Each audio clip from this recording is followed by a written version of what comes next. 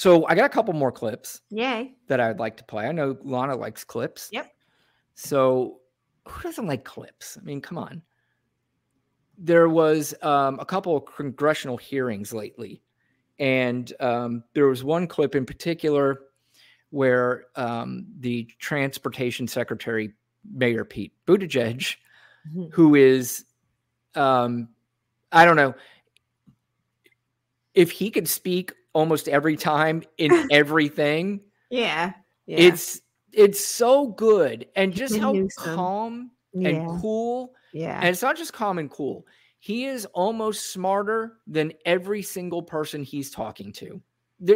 You're going to try to fuck with this guy. And I don't know this gentleman's name, but he tried to fuck with Pete Buttigieg about the climate recently. And let's just watch this masterclass. And nobody wants these electric vehicles unless you're an elite that can afford them. People in my district sure as hell don't want them. So keep going. Why are we doing this? Is it over CO2? Yeah, we're doing it for 3 reasons. Even though the EV revolution is going to happen anyway. Oh, it's a revolution caused by... I would love to be able to answer your question, Congressman. Yeah, okay. Even though we think that transition is happening in the automotive sector no matter what, there are 3 things that we think are not guaranteed. Will it happen quickly enough to materially help with climate change? Will it happen on equitable terms that are available to people who aren't wealthy and might not be able? Short on time. If I could just please finish my answer. Let's drill on the climate change. Just finish the third. Will it be made on American soil or not? It's about CO2, isn't it? What percent of the atmosphere is CO2 that we're chasing here?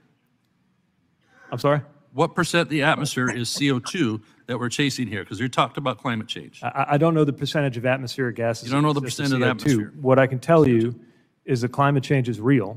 We got to do something about it. Yeah, this one's called autumn, sir. So I'm sorry? This one's called autumn right now, so yeah. I'm sorry, I couldn't make out what you said, sir. This climate change right now is called autumn, yes. Yeah, that's the seasons changing, which respectively is not the same thing as the climate changing.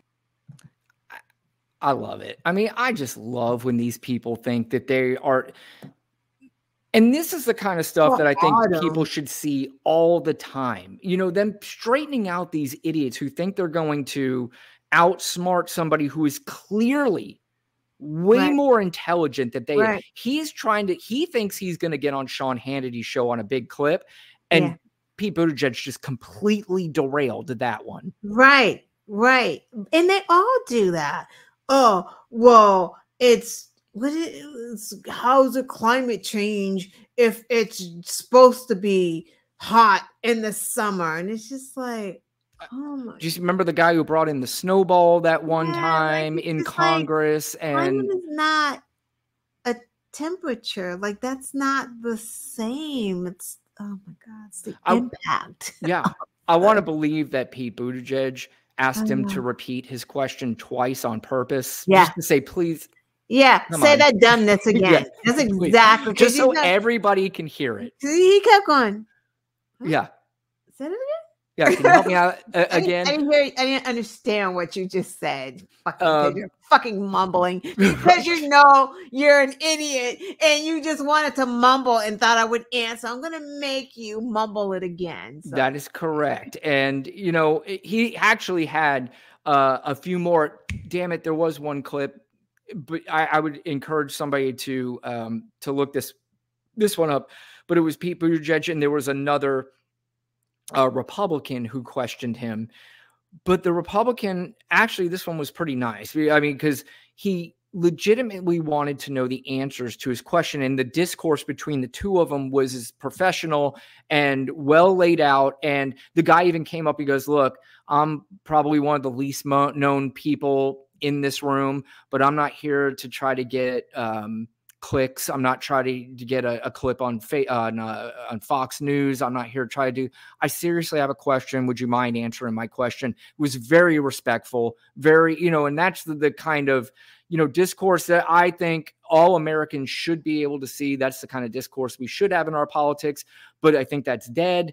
I don't know if we'll ever see that again. But there are still some people out there that say, look, I'm not here for this ridiculousness. Do you think that they're lying about knowing what it is? Because it's fair. I mean, you have staff that works for you. You can look this stuff up. Like, it's just not.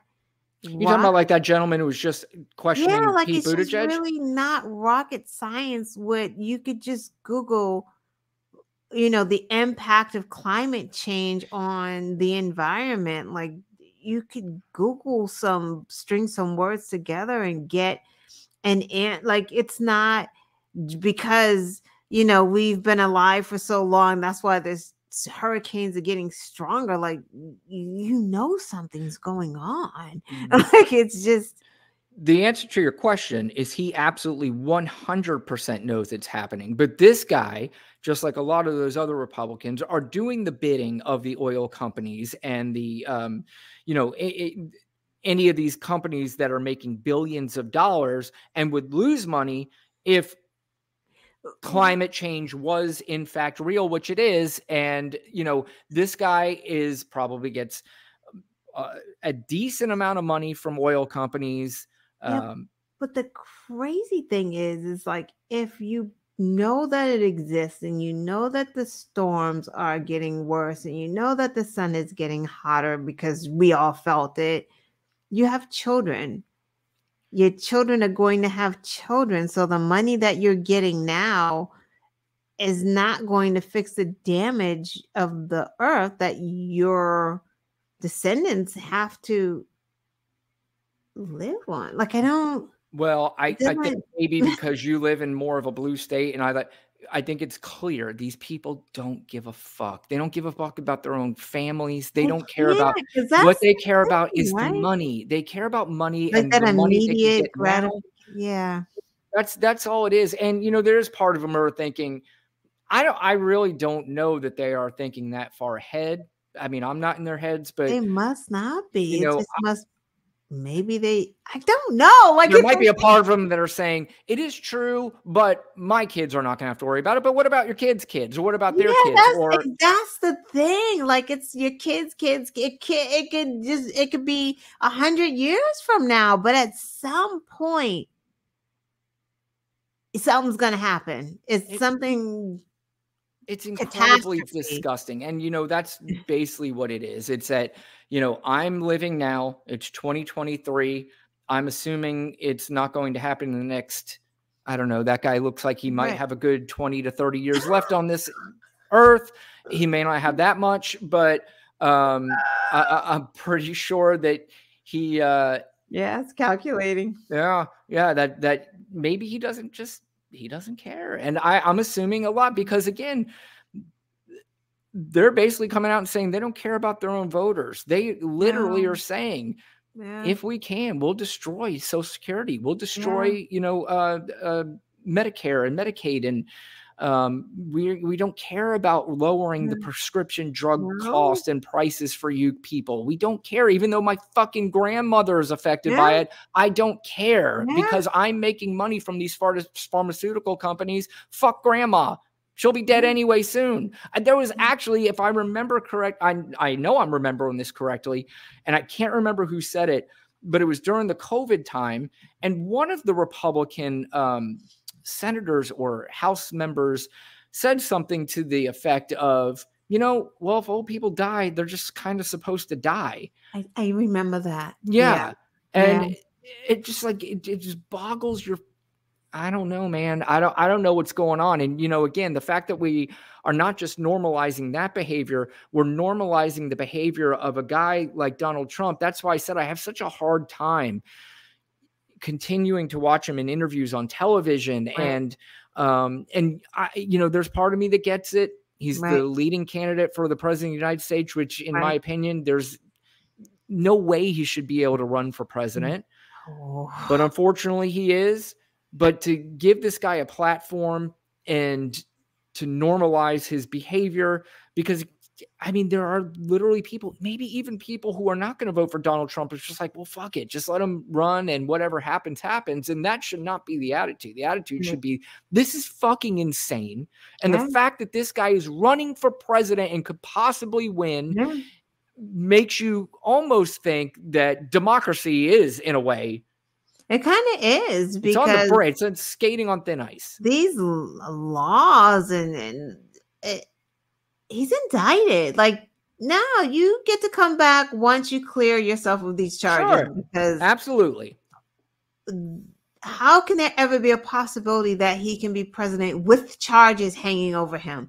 That doesn't make any sense. Yeah. But that is a possibility. It is a possibility.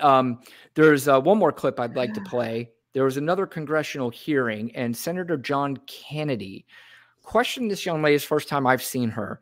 Her name is Catherine Ann Edwards, and they were talking about drug costs, and they were talking about how, who's going to pay for these drugs. And her answer is phenomenal, and I thought this deserves some attention. So let's listen to Miss Edwards on her answer to Senator John Kennedy, who just he's another one of those guys who has those grating voices that really drive me nuts. Jim Jordan. But the answer is worth listening to his voice. Here we go. A bill right now, I think it's paid for to try to cap the cost of insulin for everybody, including the uninsured, at $35. But, you reach the point where you say, we can't do everything. So the fair question is, where's the money going to come from, Doc? The majority of federal revenue comes from taxes, so if you need more money, you'll have to raise taxes. I'll remind you, sir, that we have had 2 massive trillion-dollar tax cuts in the past 20 years, and they have done nothing to make child care more affordable. They have done nothing to help the casualty and property insurance that you were talking about today. They have not been invested in children, and we have not seen that return.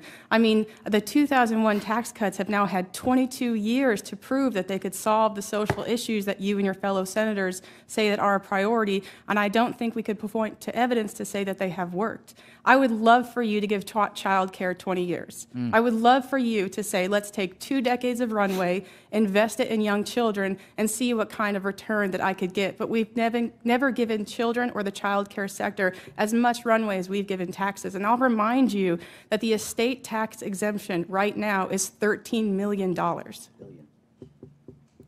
Well, let me say thank you for the honest answer.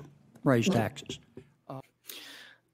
That's a brilliant answer. I'm surprised she was able to get it all off and it wasn't interrupted. You know why? Because he was shocked too. 100%.